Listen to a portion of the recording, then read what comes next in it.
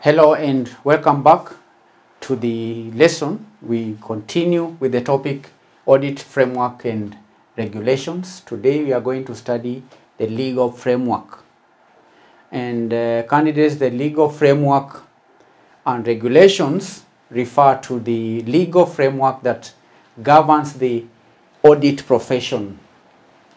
It is the legal framework that gives or provides the basis for conducting audits.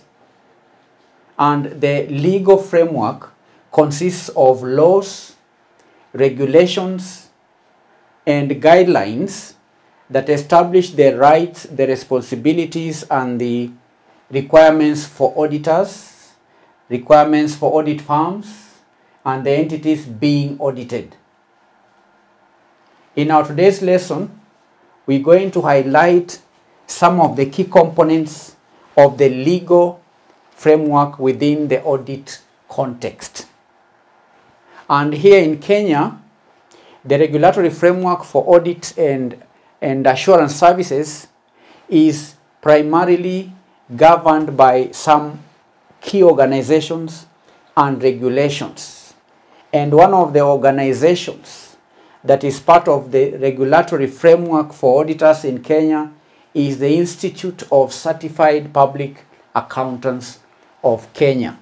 So that's the first point under the discussion of legal framework, Institute of Certified Public Accountants of Kenya, ISPAC. Now, candidates, ISPAC is the professional accountancy body here in Kenya responsible for regulating the accounting and auditing profession. It is ISPAC that sets ethical and professional standards for auditors in Kenya. ISPAC, furthermore, candidates, issues guidelines, pronouncements, and statements on auditing practices to guide auditors here in Kenya. So that's the first aspect of legal framework of auditors in Kenya. Institute of Certified Public Accountants of Kenya. The second regulation is the Public Audit Act. Public Audit Act. Public Audit Act. Remember I said in Kenya, the regulatory framework for audit and assurance services is primarily governed by key organizations and regulations. So one of the regulations is the Public Audit Act. The Public Audit Act, candidates, establishes the legal framework for the audit of public sector entities in Kenya. It is this act that defines the role, the powers, the responsibilities of the Office of the Auditor General. Okay? It does what? It defines the role, the powers, and also the responsibilities of the Office of the Auditor General in conducting audits of government institutions, including ministries, parastatals, departments, county governments, and so on. This act also defines or outlines reporting requirements and provisions for the management of public funds. Public Audit Act. Number 3, the Companies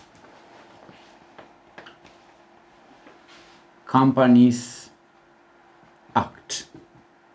This is an act of parliament, the Companies Act, which governs and establishes and manages or is an act, I can say, that governs the establishment, the management, and the regulation of companies in Kenya.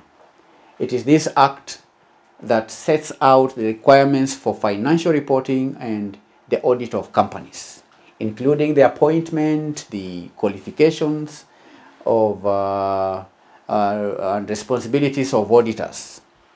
So the Act provides guidelines on the preparation and filing of financial statements, and also imposes obligations on auditors to express opinions on the fairness of the financial statements of public companies.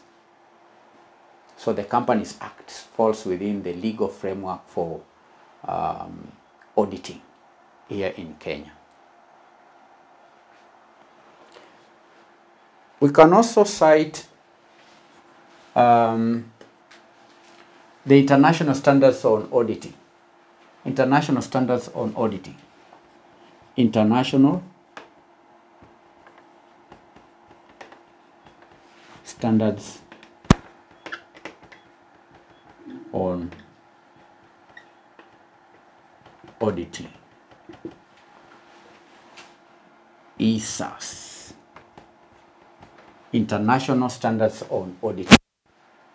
Now, candidates, Kenya generally adopts the international standards on auditing issued by the International Auditing and Assurance Standard Board.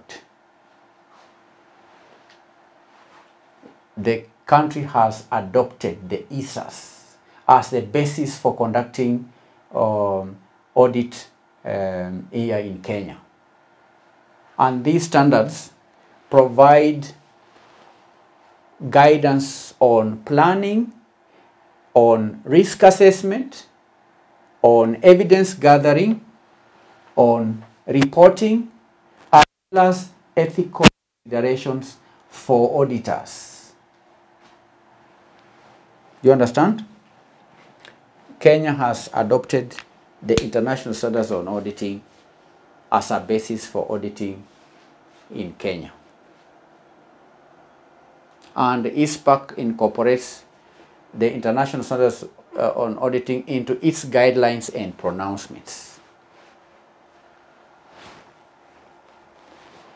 Capital Markets Authority. 5. This is another key organization. Capital Markets Authority. CMA. Capital Markets Authority. Now, the CMA is the regulatory authority for capital markets in Kenya. CMA oversees activities of public listed companies, including their financial reporting and requirements. CMA sets regulations and guidelines for listed companies, which include provisions for audit quality, financial disclosures, and compliance with international accounting and auditing standards. Capital Markets Authority. Number 6 is the Central Bank of Kenya, CBK. The Central Bank of Kenya is the regulatory authority for the banking sector in Kenya.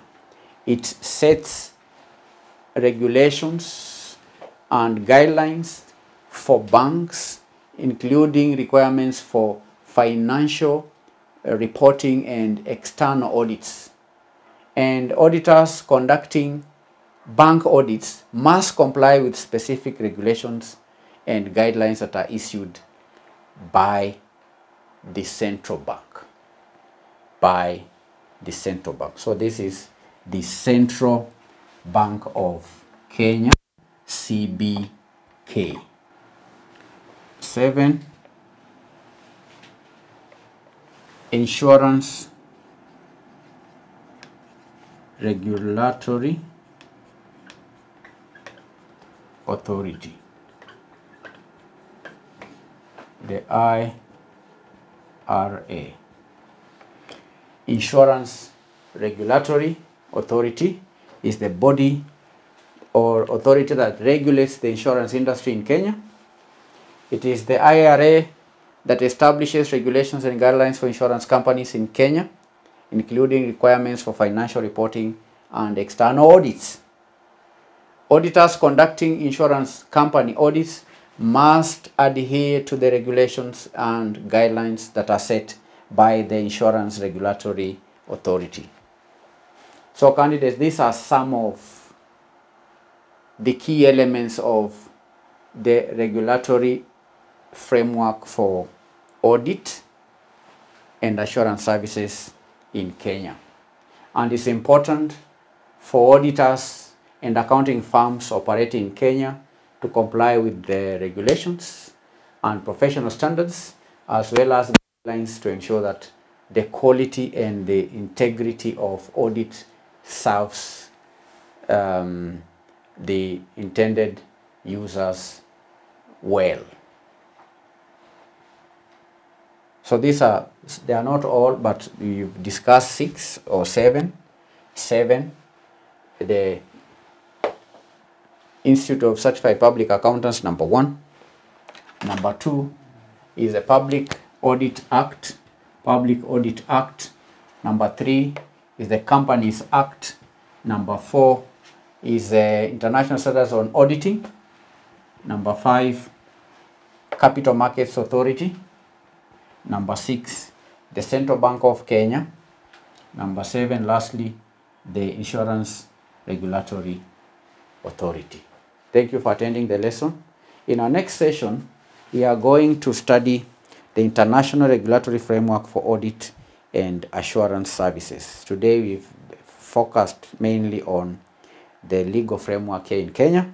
In our next session, we'll study the International Regulatory Framework for Audit and Assurance Services. Then we'll cover the auditor's professional liability and legal responsibilities. Bye-bye.